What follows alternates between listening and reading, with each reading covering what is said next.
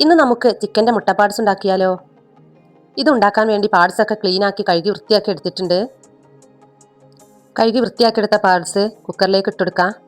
ഇതിലേക്ക് 1/2 ടീസ്പൂൺ മഞ്ഞൾപ്പൊടി, 2 ടീസ്പൂൺ മല്ലിപ്പൊടി, 2 ടീസ്പൂൺ മുളക് പൊടി, ആവശ്യത്തിനുള്ള ഉപ്പ്, 1/2 ടീസ്പൂൺ വലിയ ജീരകം വറുത്ത് പൊടിച്ചത്, 1/4 കപ്പ് വെള്ളം ഒഴിച്ചിട്ട് മൂടി വെച്ച് വേവിച്ചെടുക്കാം.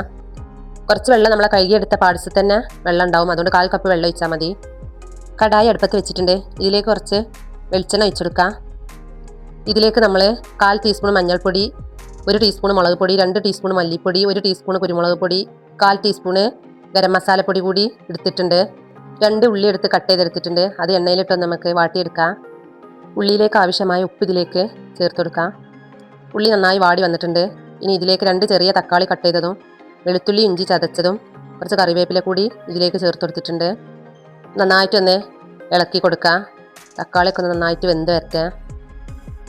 ഇനി ഇതിലേക്ക് നമ്മൾ എടുത്ത് വെച്ചിട്ടുള്ള പൊടികൾ ചേർത്ത് കൊടുക്കാം.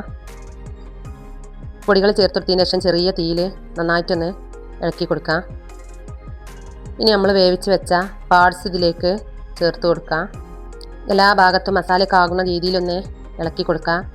എന്നിട്ട് ഒരു 5 മിനിറ്റ് നേരം ലോ ഫ്ലെയിമിലൊന്ന് വെച്ചിട്ട് തീ ഓഫ് ചെയ്യാം. അപ്പോൾ ഇതാ നല്ല ടേസ്റ്റി ആയിട്ടുള്ള ചിക്കൻ്റെ മുട്ട പാർട്സ് ഇവിടെ റെഡി ആയിട്ടുണ്ട്. എല്ലാവരും ഒന്ന് ട്രൈ ചെയ്യണേ. കൂടെ തന്നെ ഇതുപോലുള്ള ഈസി റെസിപ്പികൾക്കായി എൻ്റെ ചാനൽ ലൈക്ക് ചെയ്യാനും ഷെയർ ചെയ്യാനും സബ്സ്ക്രൈബ് ചെയ്യാനും മറക്കല്ലേ.